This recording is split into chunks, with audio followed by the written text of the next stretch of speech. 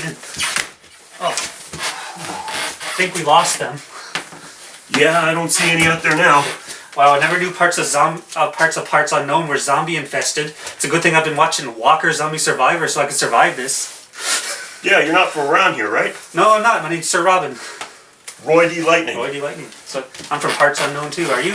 Yeah, I'm from here, but it looks a little different than it usually does. Yeah, I imagine. Anything to barricade the door with there?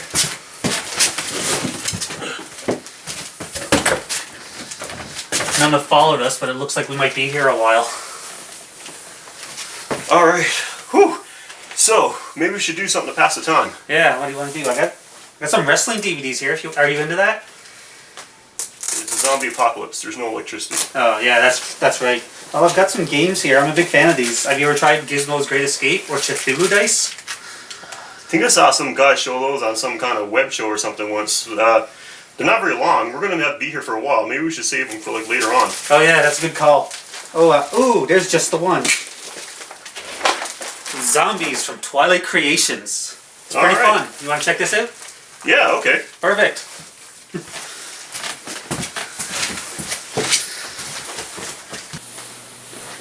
Here we go. This looks like a good spot. I think this place is deserted. Hopefully nobody living at least. So this is Zombies. It's a really good game. As you can see, I've had this for a while, so it's been played. So now everything's in its original packaging. These are the rules. Nice and handy to have. They're not very complicated. You read them pretty easy, and it's a pretty easy game to pick up. These are what's known as the map tiles. You gotta place these down. They're nice and handy.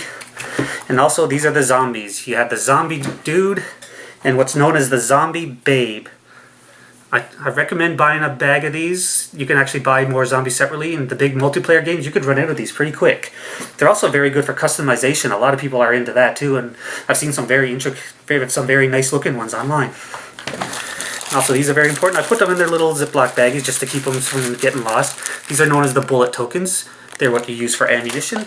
And these are known as the life tokens. These are what keep you alive. You're going to want lots of these. And also, there's 2 dice, one of each color, and your figures that you use for your own gameplay. So you want to try this out? Sounds good. Awesome. So as you can see, I've already laid down Town Square for you. I'm going to put my figure down, and I'll put your one down here. It's only 2 of us playing, but you can get up to 6 people involved with this game, and it actually leads to a much longer game, and can go for quite a long time and get quite hectic. So to start off the turn, the first thing I'm going to do, you draw from this pile here called of map tiles, and I've drawn a regular elbow road. I have to connect it to another road. You can't connect into walls or anything, so all the roads do have to connect. And what I do here is at each entry point, I place down a zombie guy and a zombie babe. So now I'm going to roll for my movement.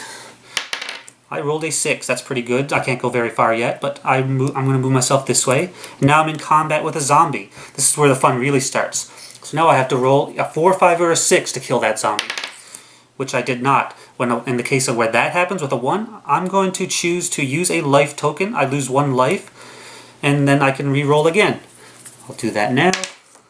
A 5. So now that zombie is dead. Which goes into my pile now. You can actually win the game by getting 25 of these. So I'm going to keep going, and now I'm going to fight the zombie babe. I'm going to do another combat with her. I rolled a 6. In argument purpose, say I rolled less than a 4, say I rolled a 3, I would use a bullet to make up for that, to make it up to a 4. There's also various cards that use the same effect too, but I'm going to choose to use a bullet there. So now she's dead too, so this goes onto my pile. Okay, so now for my turn, I grab a map tile, and I've got one that says gas station. So I need to connect the road, like that. Okay, and now besides saying gas station, I see that there's like numbers and letters on here as well. Does that have any reference to the game? Does it actually do anything? Yes, it does. You see where it says Z or 3? That means you put 3 zombies in the gas station. And L means you put down 1 life token. And B2 means you put down 2 bullet tokens. So you can do that right now.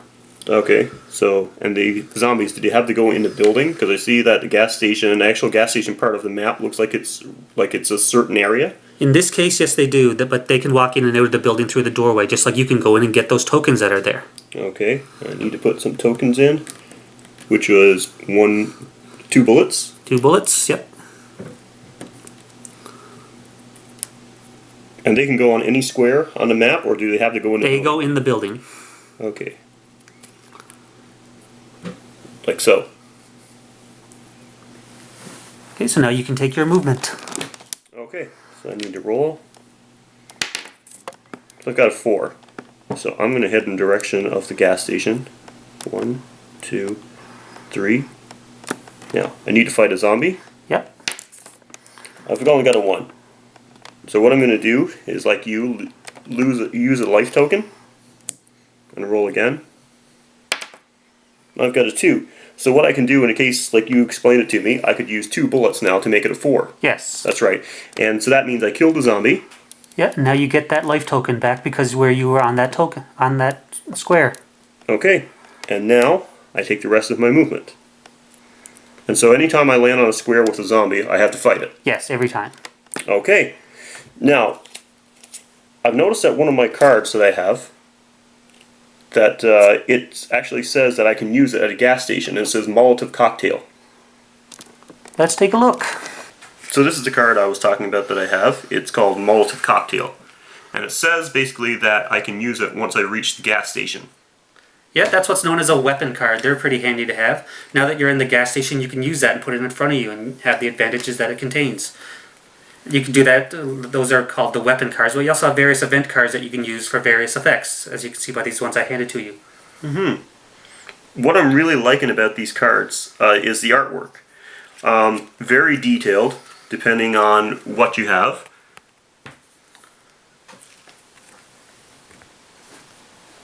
So you don't usually see this type of artwork in the typical board game, but of course, from what I see, this is not the typical board game. No, for sure. Twilight Creations put a lot of effort into this. They make a lot of references to various horror movies and spoofs and stuff. Like there's one card here that I have here that's obviously Ash from Army of Darkness, or as close as they can get without being sued.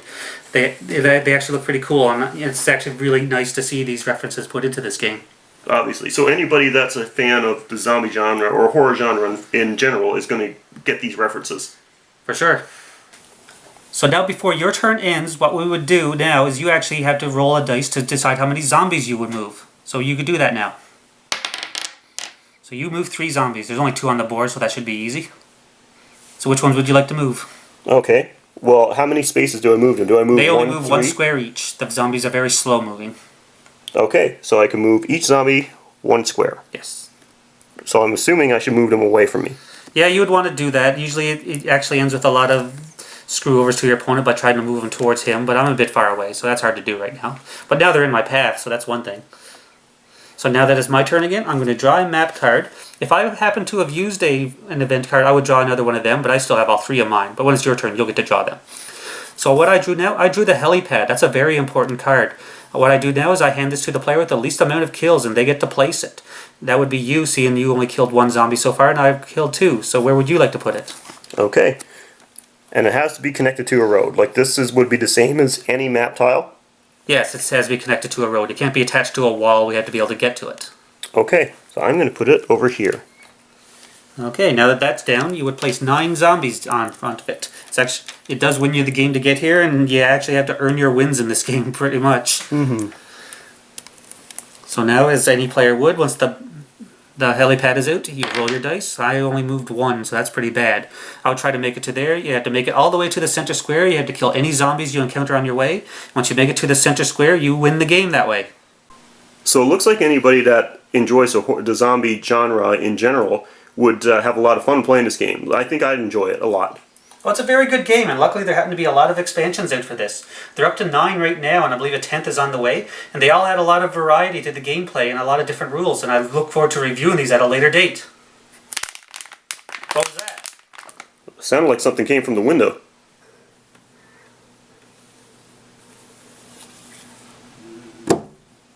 Oh crap, I think we're discovered. Looks like we better go deal with that. Yeah, I think after playing this, I'm actually feeling kind of pumped. I think we take them. For sure. So we're going to go take care of this. If I do survive this, this is Brave Sir Robin, just coming to you from parts unknown, and rolling lightning. So we're going to go deal with it now, kill some zombies, and we'll see you next time.